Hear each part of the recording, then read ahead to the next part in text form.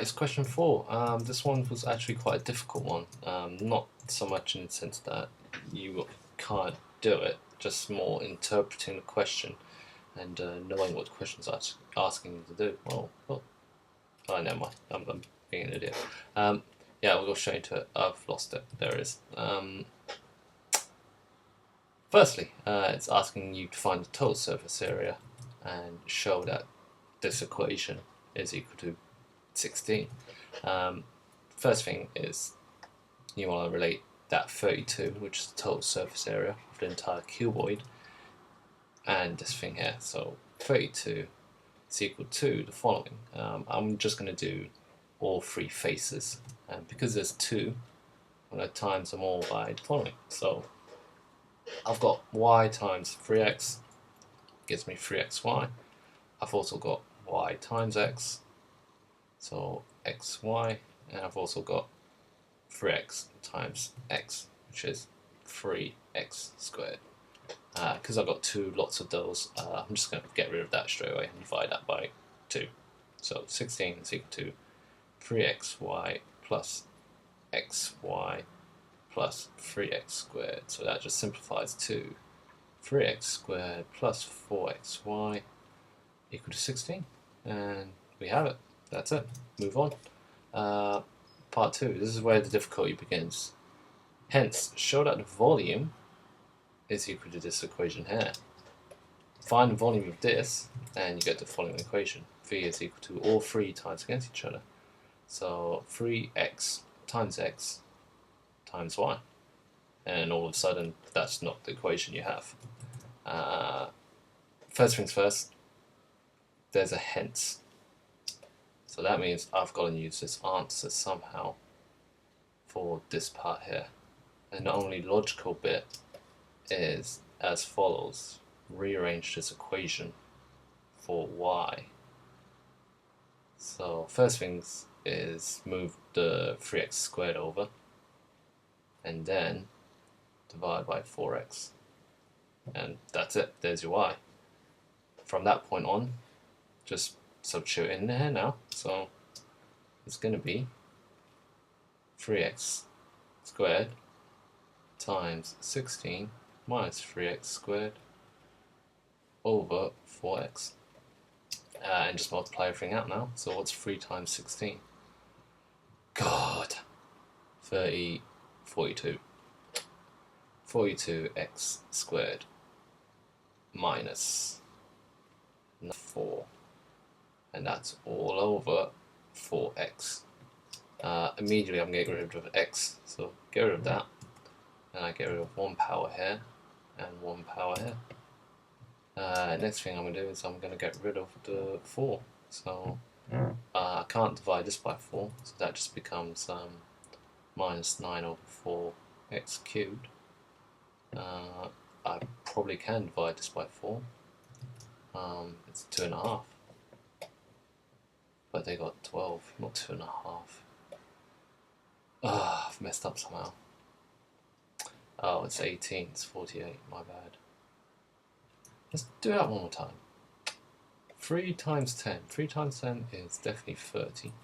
3 times 6, that's 18. 18. Add them together, it's 48. That's a 48, people. 48 divided by 4 is definitely 12. 12x. There we are. And if you compare it, there's our equation. There we are. So that is it, really. So the hard part was knowing to rearrange this equation into y, and then substituting that into this equation right here. So yeah, it was tricky. If you couldn't do it though, part B is nice because now it's just asking you to differentiate. So just differentiate this. So differentiate that. 12 minus, now it's 3 times 9, so it's 27 over 4 x squared. And that's it. That's it. Part C. Part 1. Verify that stationary point occurs when x is 4 over 3. So we're going to substitute 4 over 3 into this equation. So we've got the following. So we've got 12 minus 27 over 4, and then it's 4 over 3 squared. Or in this case, it's going to be 24 over 7. It's going to be 16 over 9. That 4 here cancels out with one of the 4's here, so it's now 4 over 9. That 9 cancels out with 27, that gives us 3. So it's 12 minus 3 times 4, or 12 minus 12, gives us 0. Next part, find second derivative, and hence determine v has a maximum or minimum when this is this, or x is that. So differentiate one more time, so it's that disappears. So it's going to be minus 20, no, times by 2. 54 x. It's at this point I don't need to work it out anymore because that's a negative, so it's always going to be negative unless x is a negative. So because it's negative, 54 over 4 of basically 4 over 3, it's going to be, but I need to use the right symbol, it's going to be less than 0. So d squared y dx squared is less than 0, therefore it has to be a maximum. There we are. And that's it, let's mark it.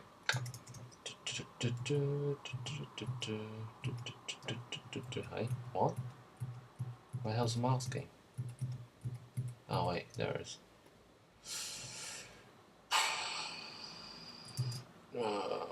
Green. Yeah, I like lime green. Yeah, that's good enough. Where's the first mark? So first mark is doing all the surfaces or areas of the faces. So one mark here, and then eventually just cancelling it down to the equation they give us. So there it is there. So that's 2 marks, or 2 out of 2. Next bit is finding the volume, which is this equation here. Finding that bit here. So actually substituting your stuff. So where's the substitution? Here's the substitution. So I've substituted it in, but they don't give you a mark for that. You've got to actually get to the answer, 12x, blah blah blah. So I have to give myself the mark here. Part B is just differentiating it. 12 minus 27 over 4. 12 minus 27 over 4. X squared. Yep, brilliant. You get 2 marks for each one. So 2 there. C part 1, you just want to put 4 over 3 in. So substitution 4 over 3 gives you 1 mark. And next, cancelling it down to 0, and therefore stationary point gives you another mark. I don't get that mark though, because I need to say therefore stationary point. So I've only got 1 out of 2 marks here, so be very careful on that. Next bit, differentiate one more time, 27 over 2x. I haven't got that, I've got this instead, which simplifies to 27 over 2. So I'll give it myself the mark here, and then I've said I said earlier, because it's a negative, it's always going to be a negative unless x is a negative. Because x is a positive, that will always be 0. So that is equal to 0, therefore maximum. So there are my 2 marks here. So I've lost 1 mark for not saying it's a stationary point. But yeah, just don't forget to do that. But yeah, that's question 4. Move on to question 5.